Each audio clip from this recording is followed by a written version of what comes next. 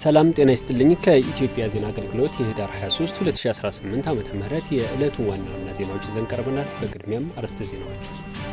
የኢትዮጵያ የሰራተኛ ማህበራት ኮንፌዴሬሽን የሰራተኞችን አቅም በማጎልበት ለብሔራዊ የምርታማነት እድገት ሚናው ሊወጣ እንደሚገባ በምክትል ጠቅላይ ሚኒስትር ማዕረግ የዲሞክራሲ ስርዓት ግንባታ ማስተባበሪያ ማዕከል ኃላፊና የብልጽግና ፓርቲ ምክትል ፕሬዝዳንት አደም ፋራህ ገለጹ። የኢትዮጵያ ሀገራዊ ምክክር ኮሚሽን የምክክር ጉባኤው የሚመክርባቸውን አጀንዳዎች ቀርጾ ይፋ ማድረግና ጉባኤውን ለመጥራት ዝግጅቱን እያጠናቀቀ መሆኑን የኮሚሽኑ ዋና ኮሚሽነር ፕሮፌሰር መስፍን አርአያ ገለጹ። አዲስ አበባ የተካሄደው የሶስተኛው የኢጋድ የሚዲያ ሽልማት አሸናፊና ተሳታፊ የሚዲያ ባለሙያዎች ታላቁ የኢትዮጵያ ህዳሴ ግድብን ጎብኝተዋል። የተሟላ ማክሮ ኢኮኖሚ ማሻሻያው ተገማች፣ ግልጽና ምቹ የካፒታል ገበያ ምህዳር መፍጠሩን የኢትዮጵያ ብሔራዊ ባንክ ገዢ ዶክተር ኢዮብ ተካልኝ ገለጹ። የሚሉት የዕለቱ ዋና ዋና ዜናዎች ናቸው። ዜናዎቹን በዝርዝር እንመለከታለን። ከዜናዎቹ ጋር አህመድ መሐመድ አብሬያችሁ ቆያለሁ።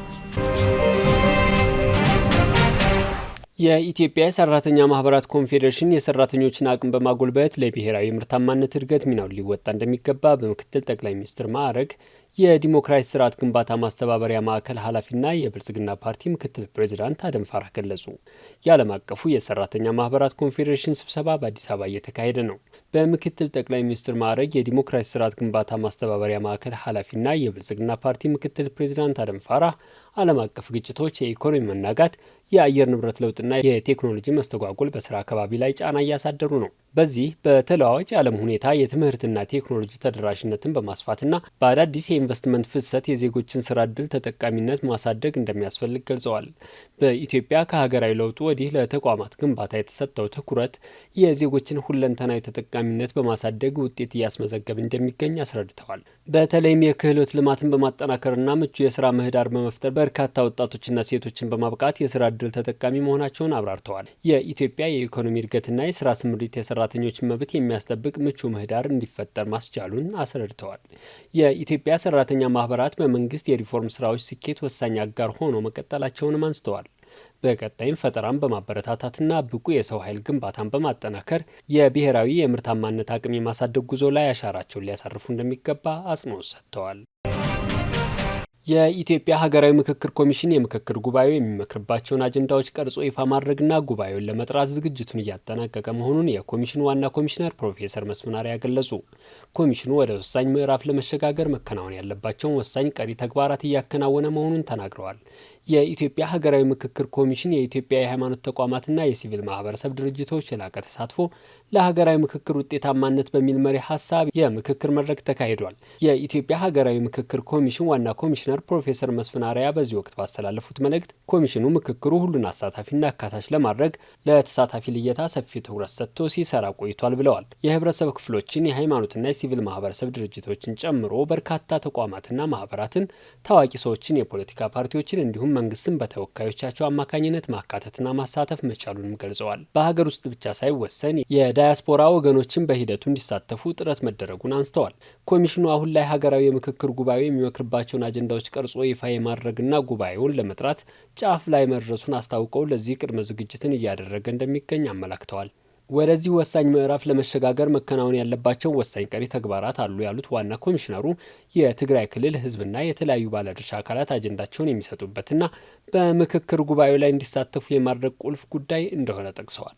በተለያዩ ምክንያቶች ከመሳተፍ የታቀቡ የፖለቲካ ፓርቲዎች ወደ ሂደቱ እንዲመጡ ለማድረግ ተጨማሪ ጥረቶችን ማድረግ ማስፈለጉንም አንስተዋል። በአዲስ አበባ የተከናወነው የሶስተኛው የኢጋድ የሚዲያ ሽልማት አሸናፊና ተሳታፊ የሚዲያ ባለሙያዎች ታላቁ የኢትዮጵያ ህዳሴ ግድብን ጎብኝተዋል። በጉብኝታቸውም ታላቁ የኢትዮጵያ ህዳሴ ግድብ አስደናቂ የምህንድስና ውጤት መሆኑን መመልከታቸውን ጠቅሰው አፍሪካ በራሱ አቅም ግዙፍ ፕሮጀክቶችን ማሳካት እንደምትችል በማሳየት ትርክት የቀየረ ፕሮጀክት ነው ብለዋል። የኢትዮጵያ ህዝብና መንግስት በልዩ ጽናትና በራሳቸው አቅም ግድቡን ማሳካታቸው ለሌሎች የአፍሪካ ሀገራት ትምህርት የሰጠና የሚደነቅ ደማቅ አሻራ መሆኑን ገልጸዋል። ግድቡ የጽናት፣ የራስን መቻልና የአህጉራዊ ኩራትና የአንድነት ብርሃን መሆኑንም ተናግረዋል። የዩጋንዳ የሚዲያ ባለሙያ አይባሬ ሲንደሬላ እንዳለችው ታላቁ የኢትዮጵያ ህዳሴ ግድብ በራስ አቅም መገንባቱ የሚደነቅ ተግባር ነው። ኢትዮጵያ ያከናወነችው ተግባር የአፍሪካን ትርክት የሚቀይር መሆኑንም ነው ያነሳችው። ታላቁ የኢትዮጵያ ህዳሴ ግድብ ለሌሎች የአፍሪካ ሀገራት ህዝባቸውን በማስተባበር ግዙፍ ፕሮጀክቶችን ማሳካት እንዳለባቸው ትልቅ ትምህርት የሚሰጥ ነው።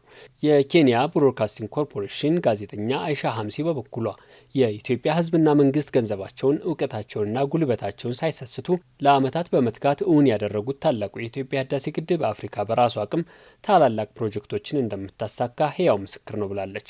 አፍሪካውያን ግዙፍ ፕሮጀክቶችን በራሳቸው አቅም ማከናወን አይችሉም የሚለውን የተዛባ ትርክት ታላቁ የኢትዮጵያ ህዳሴ ግድብ ሙሉ ለሙሉ መቀልበሱንም ተናግራለች። የደቡብ ሱዳን የፊልምና የሚዲያ ባለሙያ ጋብርኤል ጋትሉዋክ ዋልኬት ኢትዮጵያ የህዝቧን የተደመረ አቅም በመጠቀም ብሔራዊ ፕሮጀክቷን እውን ማድረጓን አንስቷል። ግድቡ አፍሪካውያን ሲተባበሩ የጋራ ህልማቸውን እውን ማድረግ እንደሚችሉ ማረጋገጫ መሆኑን ጠቅሶ አፍሪካ ያላትን አቅም ታላቅነትና በልጆቿ ጥረት ግቧን ማሳካት እንደምትችል ህያው ማሳያ መሆኑንም ተናግሯል። ግድቡ ቀጣናዊ ትስስርን የሚያጠናክርና የአየር ንብረት ለውጥን በመከላከል ረገድ ጉልህ አበርክቶ ያለው መሆኑንም ገልጿል። የውጭ ጉዳይ ሚኒስቴር ቃል አቀባይ አምባሳደር ነቢያት ጌታቸው ታላቁ የኢትዮጵያ ህዳሴ ግድብ በሀገር ውስጥና በውጭ ያሉ ኢትዮጵያውያን ዋጋ ከፍለው ያሳኩት አህጉራዊ ፕሮጀክት መሆኑንም ተናግረዋል። ለመላው አፍሪካውያን የኩራት ምንጭ የሆነው ህዳሴ ግድብ በአህጉሪቱ አዲስ የይቻላል ለውጥን ጉዞ ያቀጣጠለ መሆኑን ገልጸዋል። የበለጸገችና አንድነቷ የጠነከረ አፍሪካን እውን በማድረግ ሂደት ጉልህ ሚና እንደሚኖረውም ጠቁመዋል። የተሟላ የማክሮ ኢኮኖሚ ማሻሻያው ተገማች፣ ግልጽና ምቹ የካፒታል ገበያ ምህዳር መፍጠሩን የኢትዮጵያ ብሔራዊ ባንክ ገዢ ዶክተር ኢዮብ ተካልኝ ገለጹ። ሁለተኛው ቀጠናዊ የካፒታል ገበያ ጉባኤ በአዲስ ዓለም አቀፍ የስብሰባ ማዕከል ተካሂዷል። የኢትዮጵያ ብሔራዊ ባንክ ገዢ ዶክተር ኢዮብ ተካልኝ በዚህ ወቅት እንዳሉት የኢትዮጵያ ካፒታል ገበያ ባለስልጣን እንደ ጀማሪ ሳይሆን እንደ ነባር ተቋም በፋይናንስ ስርዓቱ ላይ ንቁ ተሳትፎ እያደረገ ይገኛል። የካፒታል ገበያ ለሀገራዊ የኢኮኖሚ እድገትና ለግሉ ዘርፍ የጎላ ተሳትፎ ወሳኝ ሚና እንዳለውም ገልጸዋል። በዚህም የካፒታል ገበያ ባለስልጣን በተግባር የተገለጠ ውጤታማ ስራዎችን በብቃት እያከናወነ መሆኑንም ተናግረዋል። በኢትዮጵያ ገበያ መር የካፒታል ገበያ እድገት ለማምጣት የተመሰረተ መሆኑን በመግለጽ በረጅም ጊዜ የግሉን ዘርፍ የፋይናንስ መሪ ለማድረግ የታለመ ነው ብለዋል።